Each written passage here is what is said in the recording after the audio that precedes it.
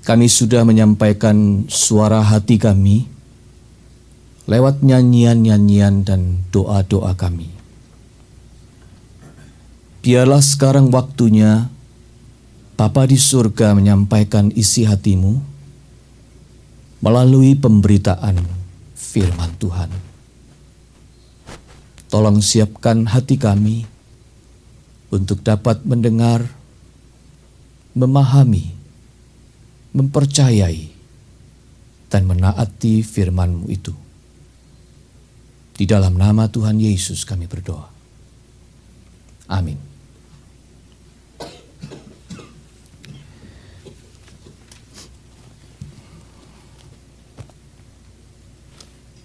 Jemaat Tuhan, mari kita berdiri dan menyambut firman Tuhan. Pembacaan Alkitab yang diambil dari Lukas 11 ayat 1 sampai dengan 13.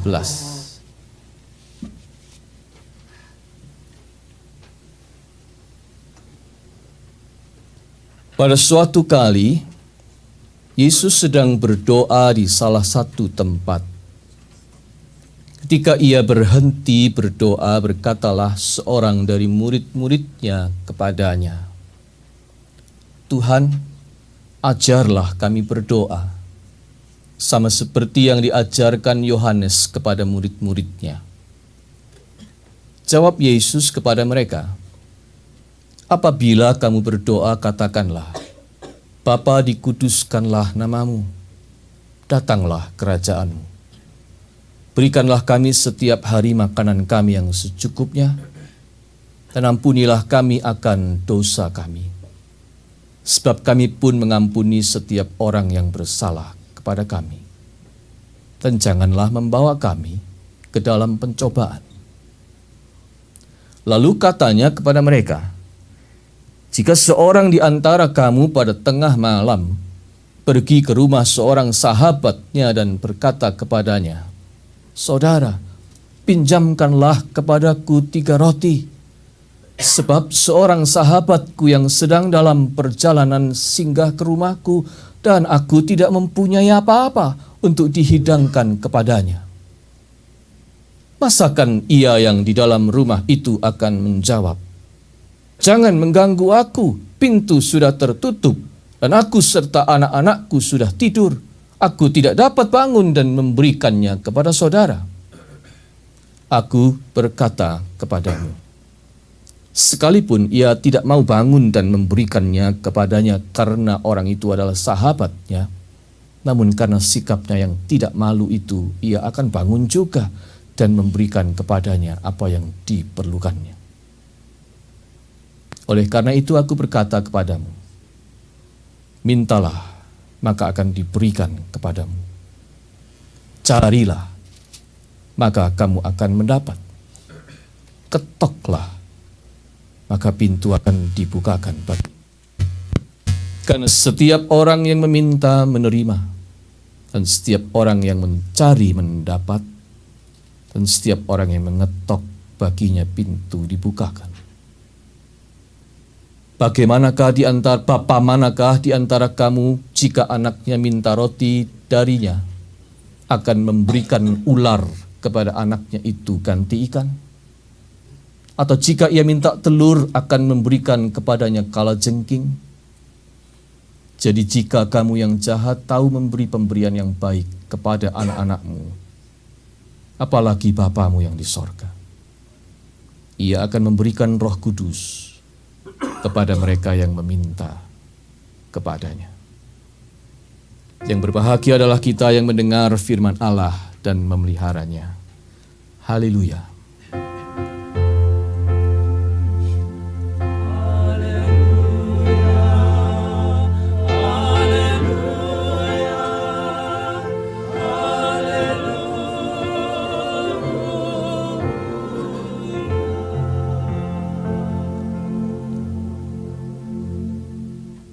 Jemaat dipersilakan duduk.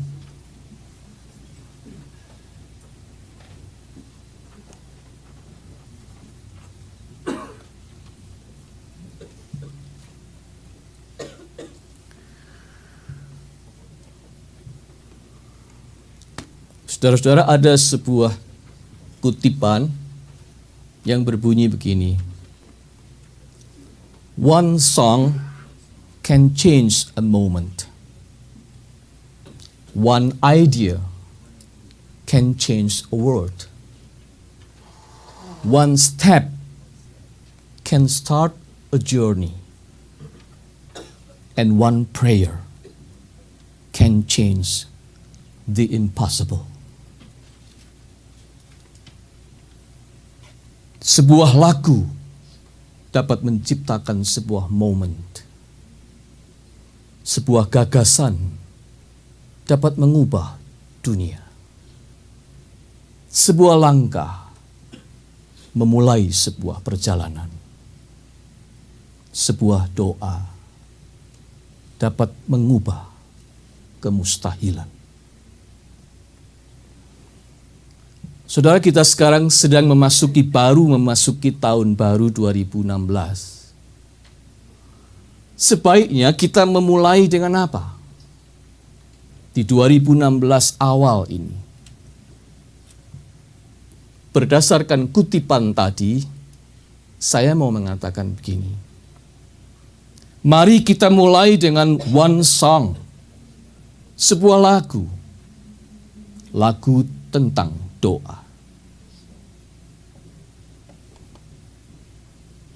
Mari kita mulai dengan sebuah ide, sebuah gagasan.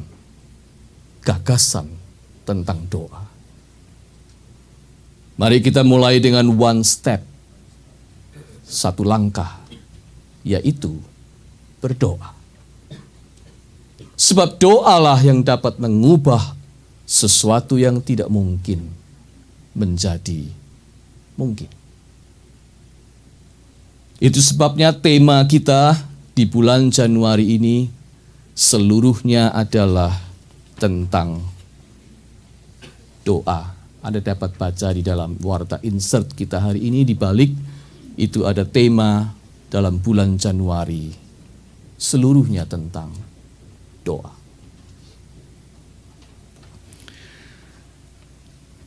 Dan kalau kita bicara tentang doa, sebaiknya kita mulai dari mana? Saudara, kalau kita mulai tentang doa, sebaiknya kita mulai dari Tuhan kita Yesus Kristus, Tuhan yang berdoa. Dia adalah pribadi yang hidup dengan doa. Yesus Kristus itu hidup di dalam doa. Yesus Kristus itu tidak putus-putusnya berdoa. Dia adalah pribadi pendoa. Let's start dengan Yesus Kristus. Saudara, saya pernah menyaksikan sebuah video di YouTube. Ada seorang guru sedang mengajar matematika di kelasnya. Tapi uniknya, dia mengajar dengan menggunakan rap music. Jadi dia ngomongnya itu nge-rap. Pokoknya dia nge-rap begitu, 2 tambah 2 jadi 4, itu semua dia bahasakan dengan lagu rap music. Dan semua muridnya jadi menyimak dan terpesona. Guru perempuan yang kebetulan seorang item ini memang pinter nge-rap dan pinter matematika. Dia mengajar matematika dengan metode musik rap. Dia membuat murid-muridnya belajar math dengan rasa tertarik, dengan rasa senang. Dia berhasil membangkitkan minat di dalam diri murid-muridnya untuk belajar. Dan dia benar. Sebab kalau seseorang sudah berminat, tertarik, dia akan belajar dengan sendirinya.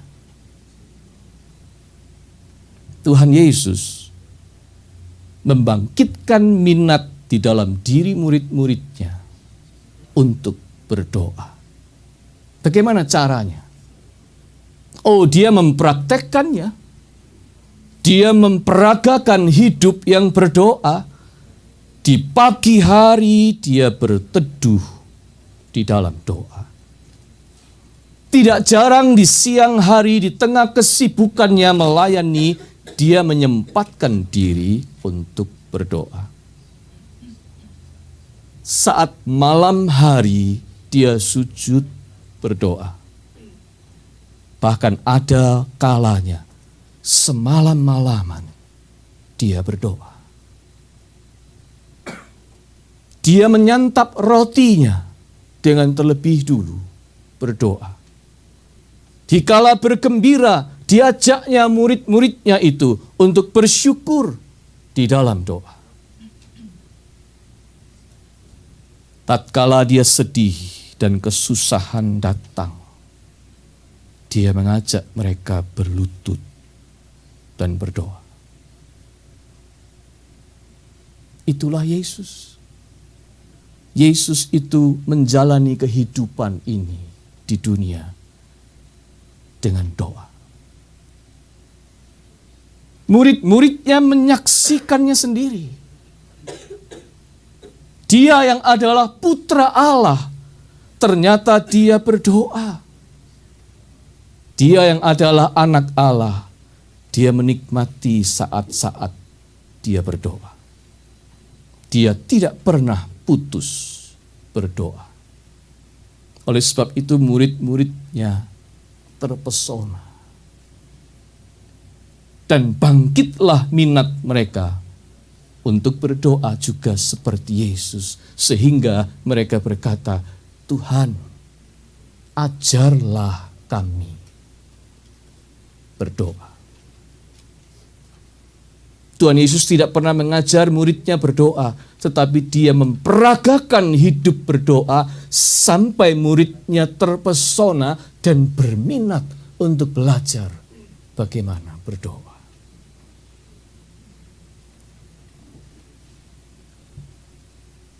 Sekarang bersama dengan murid-murid kita belajar dari Tuhan Yesus tentang doa. Kalau Anda dan saya membaca ayat 9, bunyinya, mintalah, maka akan diberikan kepadamu. Carilah, maka kamu akan mendapat. Ketoklah, maka pintu akan dibukakan bagimu. Sepertinya kok begitu gampang ya. Tinggal minta, cari, ketok, dapat. Minta, cari, ketok, maka terkabul. Sepertinya kita bisa minta apa saja dari Tuhan berdasarkan ayat ini. Padahal kita tahu dalam kenyataannya tidaklah sesederhana itu. Oleh sebab itu saudara, mari kita melihat ayat ini dalam konteksnya. Ayat ini punya konteks. Mari kita lihat apa maksud Tuhan Yesus di sini. Perhatikan. Sebelumnya dia menceritakan sebuah perumpamaan, parable. Seorang kedatangan tamu di malam hari, tidak punya apa-apa untuk menjamu tamu itu, lalu dia lari ke rumah sahabatnya, ketuk pintu, minta roti untuk keperluan menjamu tamunya, dan dapat. Kenapa dapat? Jawabnya sederhana, saudara. Karena mereka adalah dua sahabat.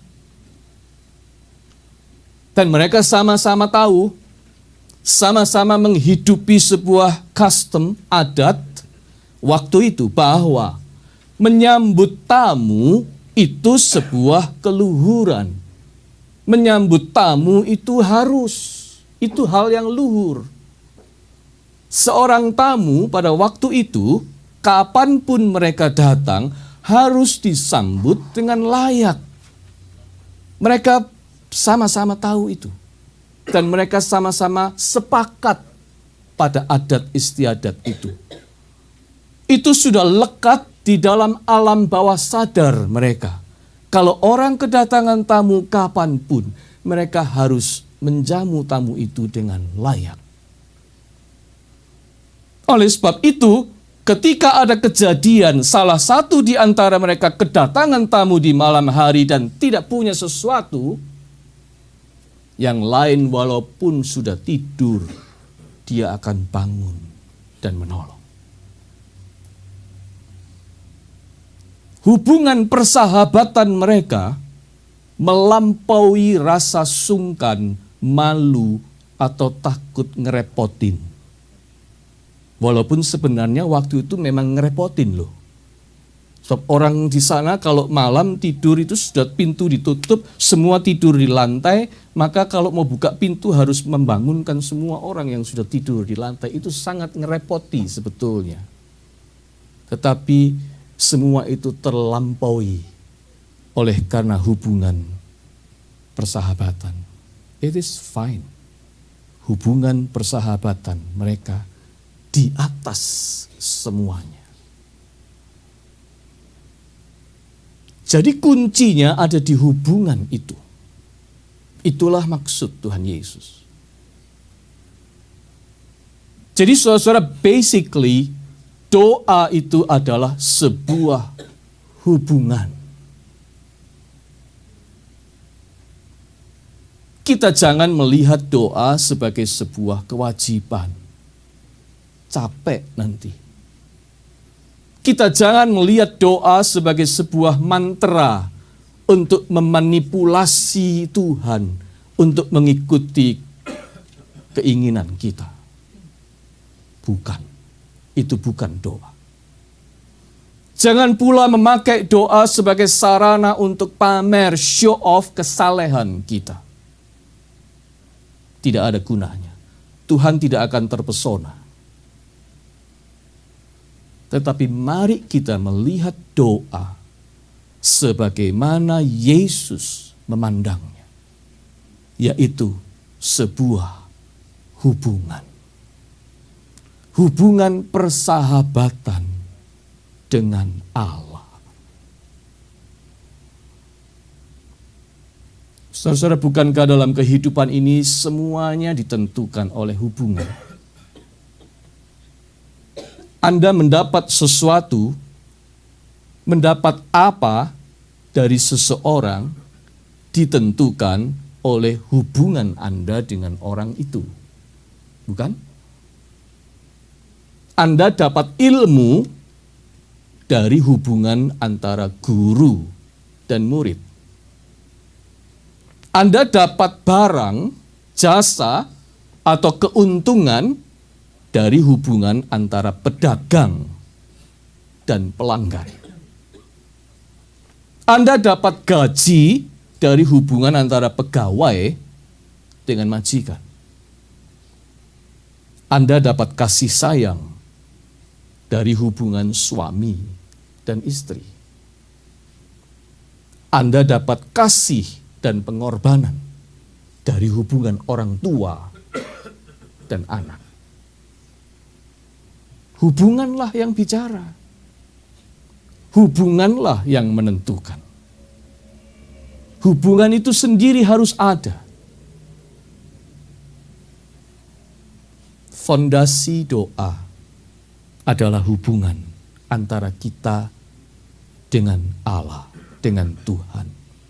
Oleh sebab itu pertanyaan paling awal adalah, sudahkah kita punya hubungan dengan Tuhan? Dan seperti apakah hubungan kita dengan Tuhan itu? Baru dari situ kita bicara tentang kita dapat apa dari sebuah doa. Misalnya saudara, bagaimana kalau ada seorang istri kerjaannya minta gaji dari suaminya, padahal dia istri. Kalau status hubungannya istri dan suami, tapi istrinya itu kerjaannya datang ke suaminya minta gaji. Tidak cocok. Bagaimana jika ada seorang murid datang kepada guru minta bisnis profit dari gurunya?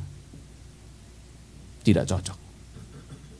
Bagaimana kalau ada seorang pegawai minta cinta dan pengorbanan dari majikannya? Tidak cocok. kita akan merasa janggal. Kenapa? Karena hubungannya dengan apa yang dimintanya tidak match, tidak cocok, tidak connected.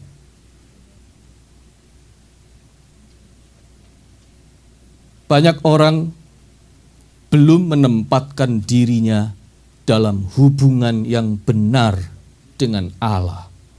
Tapi sudah minta ini, minta itu dari Tuhan.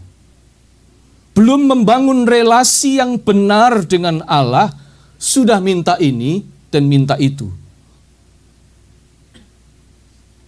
Padahal kalau kita tidak terlebih dulu membangun hubungan dengan Tuhan, akibatnya nanti yang kita minta itu salah. Dan kalau yang diminta salah, bagaimana dia bisa mendapatkannya? Kalau seorang pegawai minta kasih dan pengorbanan dari majikan, sampai tua dia tidak dapat. Sebab yang dimintanya tidak sesuai dengan hubungannya. Oleh sebab itu sekali lagi, Tuhan Yesus ingin mengatakan yang paling menentukan itu adalah hubunganmu dulu dengan Allah. Baru engkau akan tahu meminta dari Dia. Kalau kita tidak terhubung dengan Tuhan dengan benar, permintaan kita bisa sia-sia, saudara-saudara. Disinilah banyak kali yang menjadi problem. Ibaratnya, kalau Anda mau browsing, mau searching sesuatu dengan komputer Anda, tapi Anda tidak berada di dalam internet connection, hasilnya nihil. Kita harus terhubung lebih dulu, connected dengan jaringan internet, baru searching.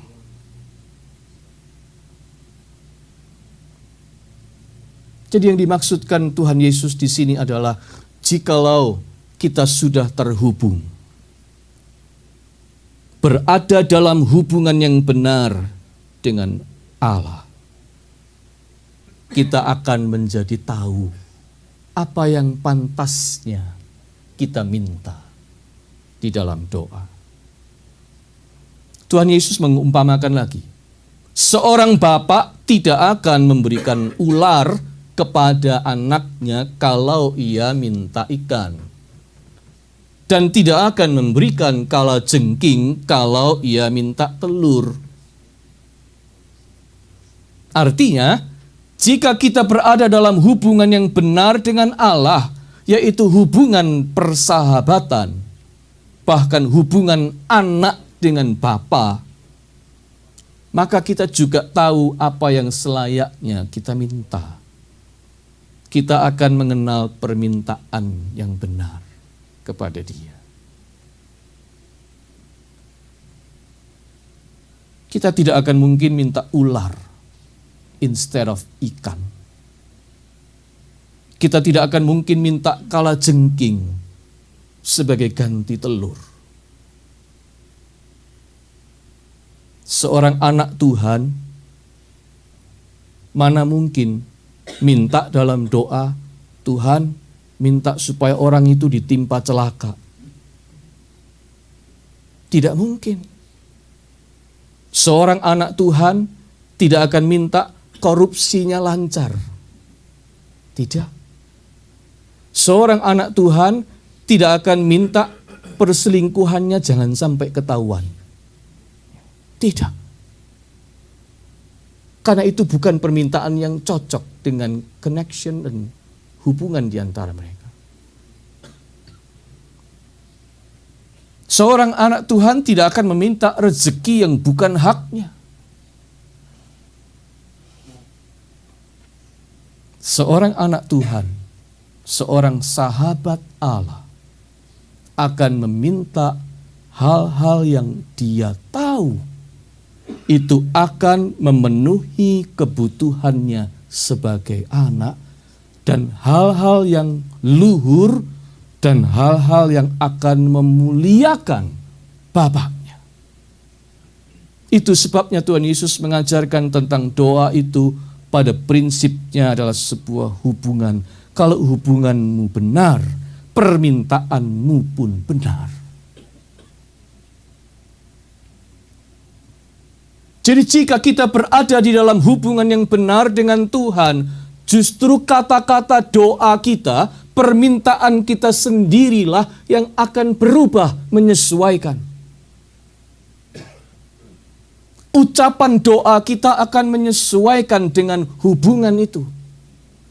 Kita akan meminta yang benar dan mengatakan kebenaran kepada Tuhan.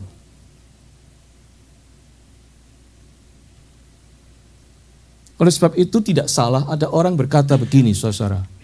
Prayer is the Spirit speaking truth to truth dengan T besar. Doa itu sederhananya adalah dengan spirit yang benar, kita mengatakan kebenaran kepada sang kebenaran, yaitu Tuhan. Prayer is the Spirit speaking truth to truth. Kebenaran yang dikatakan kepada sang sumber kebenaran. Match. Cocok. Ketemu. Connected. Itulah doa.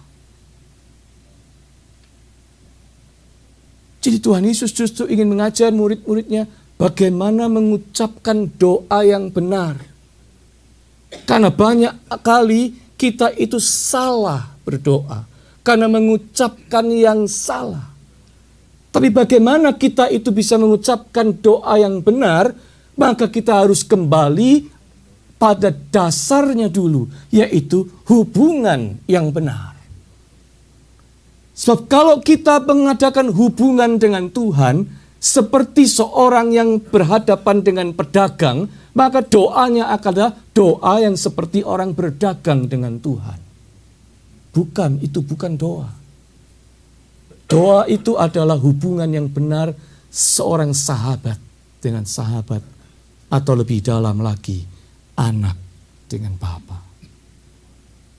Dan seorang anak dengan bapa yang punya hubungan yang intim, dia tahu mengucapkan permintaan yang benar kepada bapaknya. Disitulah baru match. Saudara, mari kita memasuki tahun 2016 ini dengan membangun dan membarui atau memulihkan hubungan kita dengan Tuhan terlebih dulu, di atas segalanya. Lalu kita mulai langkah-langkah di tahun yang baru ini dengan doa yang didasarkan pada hubungan yang benar itu, hubungan persahabatan dengan Allah, bahkan hubungan anak dengan Bapa. Sehingga ucapan-ucapan doa kita adalah ucapan-ucapan yang benar. Perkataan kebenaran meluncur dari hati dan bibir kita.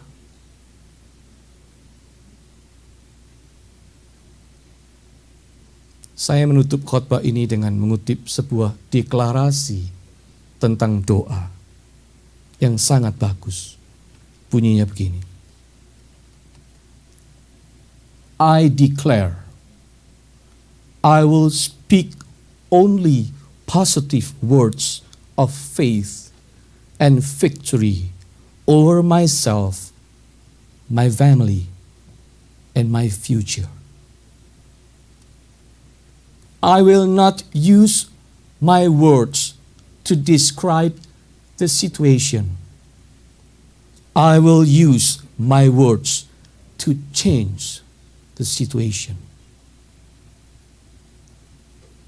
I will call in favor good breaks, healing, and restoration. I will not talk to God about how big my problems are. I will talk to my problems how great my God is. This is my declaration. Tuhan Yesus mengajar kita mengucapkan doa yang benar, kata-kata kebenaran. Sebab kalau yang meluncur dari mulut kita itu kata-kata kebenaran, itu akan match dengan Tuhan yang adalah sang kebenaran. Seorang sahabat yang mengetuk pada malam hari itu, dia tahu persis.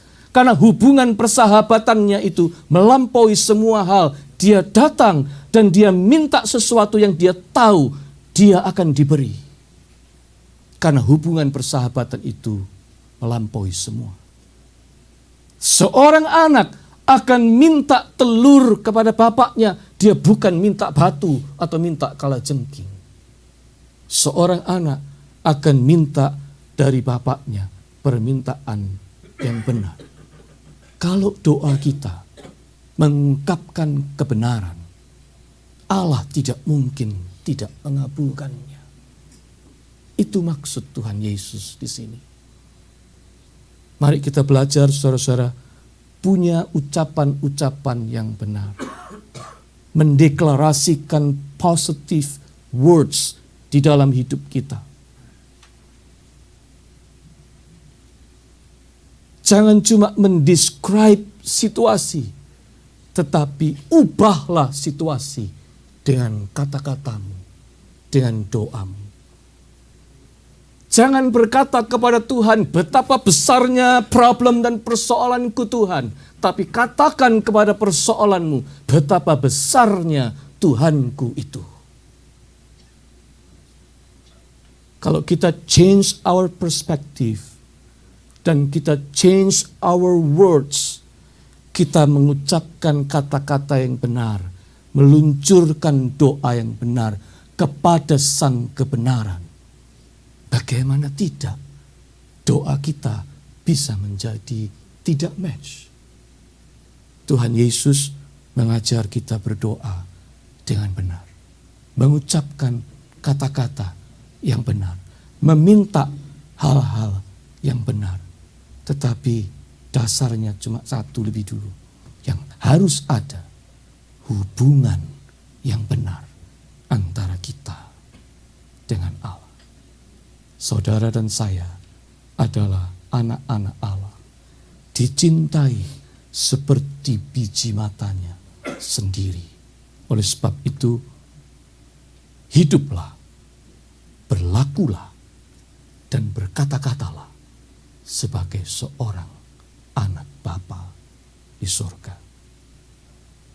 Semoga deklarasi yang tadi saya kutip juga menjadi doa dan deklarasi kita juga memasuki tahun 2016 ini. Selamat tahun baru. Tuhan memberkati.